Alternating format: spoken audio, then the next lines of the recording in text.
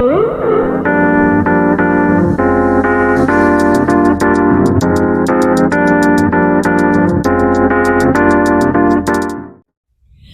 day to everybody. We're back on the channel. We want to welcome you to Bedroom and Beyond. Kind of sounds like Bed Bath and Beyond, so don't get confused. It's not for like retail. It's actually just to talk about things that people don't normally talk about. So, what's up today? I am going to explain to you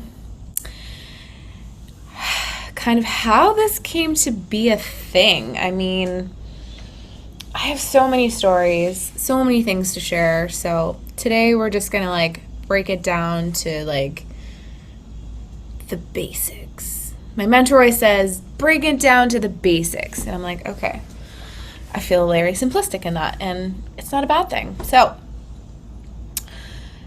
my company that I created was literally out of a labor of love. I wanted to reach people to let them know that loving yourself, A, is not selfish, and B, is the greatest gift you can give anybody. Not just you, because you're giving to yourself, but when we give to ourselves, we actually have more room, more space, more energy to be with other people and to be of service. And that was the whole deal anyway. It was like I wanted to be of service. But being of service means being of service to you too, if not first. So 11/11, kids. As I'm recording this, it is 11/11. Anyways,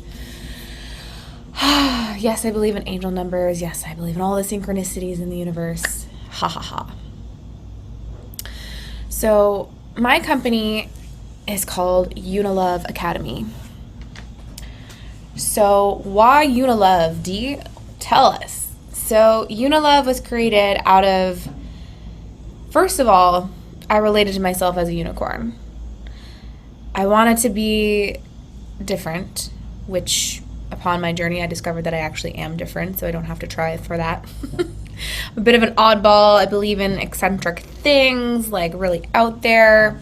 If you're into astrology, I'm an Aquarius sun, so that's very much predominantly how I act, is out there, loving, a little aloof sometimes, but at the same time I have other signs in my chart to ground me, and it's a pretty good chart actually. But how this came to be was I jokingly made this unicorn facade because I read this book called the Ego Identity. Oh my God, what's the book?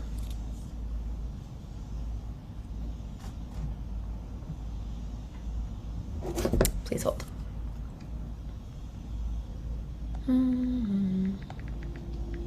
We have a cat.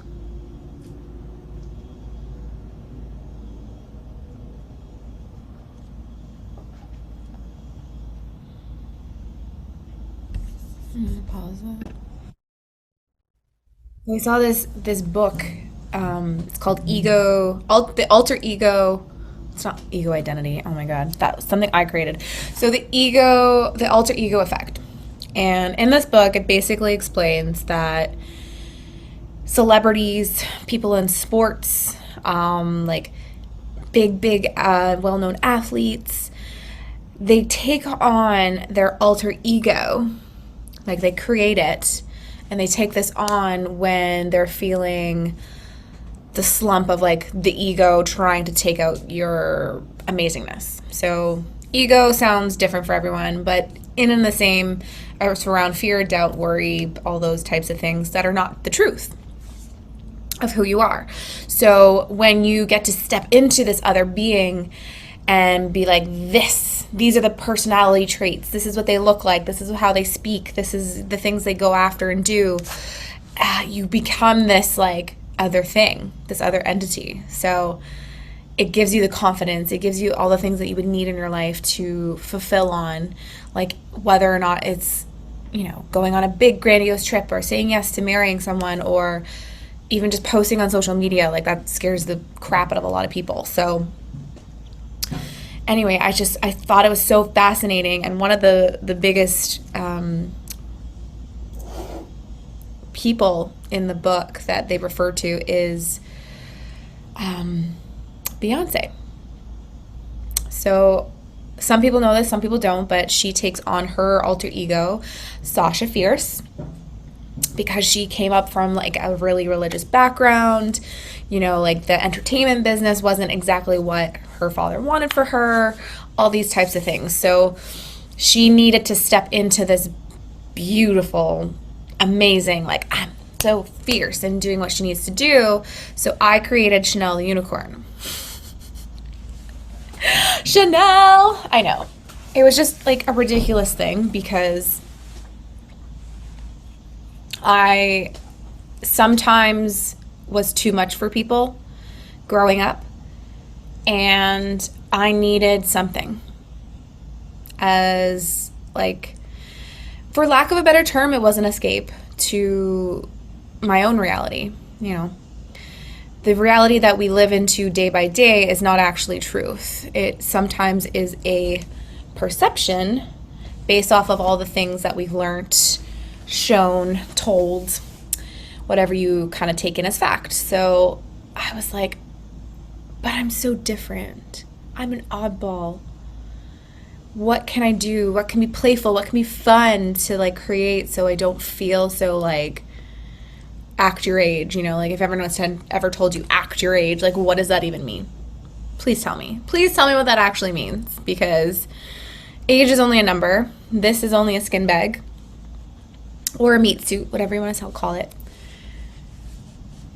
It doesn't determine your wisdom, your charismatic ways, how you show up in the world. Like that actually doesn't have any weight in how you are as a person.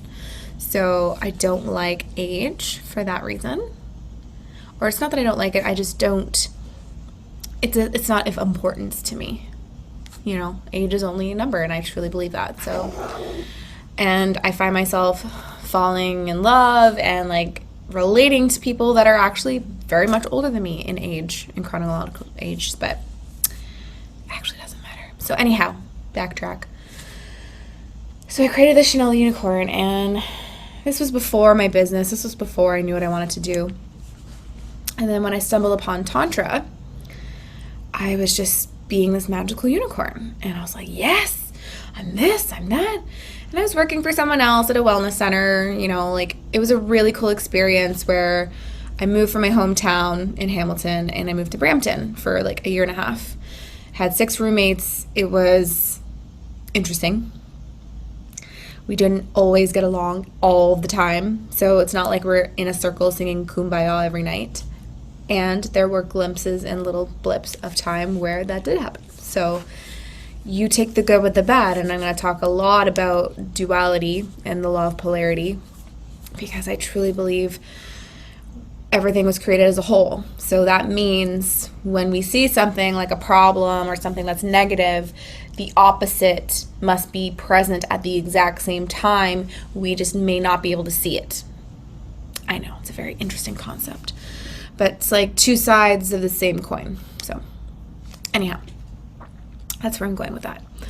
So living into the duality of everything, being grateful for everything, whether it was good, bad, ugly, I don't care. It's all a cause to set in motion of what I'm doing in this world. So I have so much admiration and grateful energy around any and all situations that occurred there. After a bit of time, I found myself, I need to go home. I need to and I stumbled upon someone in Hamilton that did Tantra, so I worked with her. She was a lovely being. We're still great friends, and, she has given everything to me that I could possibly kind of conjure up in my own brain. So I'm very grateful and in debt to her. She's a lovely being, an amazing healer, so thank you. Miss Diane, hi.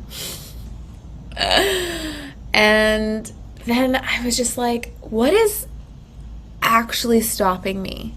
what would Chanel do? What would the unicorn do to really have an impact in this world and say that she can take her skills and her knowledge and actually do this?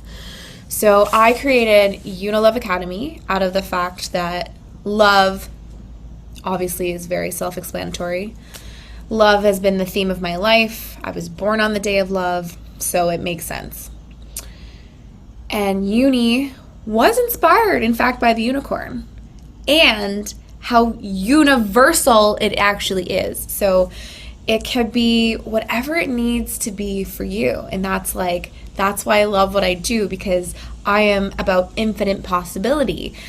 It's not about expectations and limitations. It's really about combating those things so you can actually see another view. Powerfully choose, because that's the greatest thing a human can ever do, powerfully choose what you want for yourself. Because honestly, how can we powerfully choose for ourselves if we're not actually aware of all the other possibilities out there? We can't actually do that for realsies. So unicorn can mean universal love, uni meaning one, united, union, like all those types of things. So, and then the academy was about really just like a place to learn things we don't learn in actual school, which I feel we should be learning. I feel it's very important to have emotional intelligence, to know how to regulate your own emotions, to have the awareness of something, whether it's in the human experience or having a spiritual experience as well. So how to not be afraid of your gifts, It's like, I know, so like we have like superheroes and stuff, which is another point in the book. They talk about Superman being that everyone thinks Clark Kent is the original, and then he creates this ego of the Superman, which is actually the opposite. So he's Superman. That's who he was built to be. He alter egoed himself into Clark Kent so he could be amongst the humans in normal circumstances. So same with this. It's like this academy, this way of living is like learning about yourself, your skills, your abilities, your talents. We're all magic, okay? We're all some degree of gifted. Not one person is greater than the other. We all just we're the same, and then it sounds or looks different, which is freaking beautiful. If you ask me, variety is the spice of life, whatever you want to call it, I think is awesome. So I created this space to, yes, have the taboo conversations that we're not having and learn about it the most effective way, the most sacred and like honoring way, like heavily into the sex education here. But we also want to learn about like our love, what makes us tick, what gets us triggered, what has us say, holy crap, I don't have to be this person anymore if I don't want to. If I had someone along my journey, now I don't know if I'd learn all the things that I did on my own. However, in a world of imagination and feeling into and seeing what it would be like to have a mentor come along at a certain point in your journey to say, you actually don't have to listen to them. You actually can choose for yourself because you're of an age that has the right to do so. And this is definitely a conversation that kids and parents do not have. We do not have the conversation about, passing the torch, passing over the authority, because your parents or whoever brought you up has that authority, not over you, but like they have that authority because they have the knowledge, they're a guide, all the beautiful things. But what we don't understand is like at a certain age, it is time to like literally cut the cord, cut ties energetically, so you get that you can actually make your own decisions. And that for me specifically would have left me with, I don't have to look to everybody else and conform and make sure I'm like in line and socially accepted with my ideas. So I really just, at the very core, don't want anyone to feel alone. that they don't matter, because you all matter. We all do. Whatever race, whatever gender, whatever identity you take on, it doesn't matter. You are frickin' loved, my love. Like, frickin' loved. Love is truth. Love is all there is. I don't know what else to say about that before I go off on a tangent, which we'll save for another time. But love is all there is. So, hence, Unilove Academy, a place where you can come and learn about you. I have in-person sessions, cuddling, massage, somatic healing, breath work. I do some EFT stuff as well, like all the tapping, the beautiful stuff. And then I have online coaching, one-on-one. We've got group programs. We've got like women's circles. And it's all beautiful. It's all relative. It's all in a cause to set in motion for you and me, because I'm a part of you, to finally say yes to yourself, to finally have the confidence in your body and accept you fully, no matter where you are on your journey, okay? No one's ever going to be perfect, even though I strive for perfection. It's a really bad habit. I'm transforming that. We strive for perfection. What if we just accepted things as they are? What if we could calm down and be quiet and feel into the stillness? What would happen? Would you be devalued in any sense? Would you not be worthy as much if you just sat and be? Whatever you want. So the next time you think about how you are in this world, just check in. See if you are like, yes, I'm A-okay with this way of being. And then if you're not, please send all the love and compassion to your heart and to your soul, because there is no judgment at that point. If you're going to judge yourself, you're just perpetuating the pattern, and it's more of the same. We don't want that. We want to be able to be like, yes, I'm a go because I said so. And that's it. Make the decision. My mentor always tells me, Dee, your suffering lies in indecision. And it's true. We can't make the simplest things, like what to get for something to eat, something at a coffee shop or a cardigan. If we can't make those small decisions, how are we going to make a decision of the big things, like starting a business, starting a YouTube channel, just like buying a house, marrying a person, going on a trip? Like, if we're so like, we're never going to get there. So that is pretty much my why I do this, why I want to reach out more to the world. And I just want to love and support you in whatever you're causing, and give you little golden nuggets along the way about you, and essentially like how sensual you really are, and how much sexuality and sensuality are different.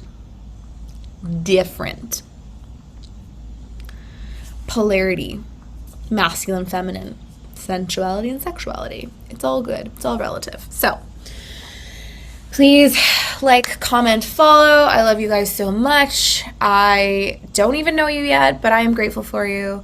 So I'll see you in the next episode, and I will love you till then. Bye.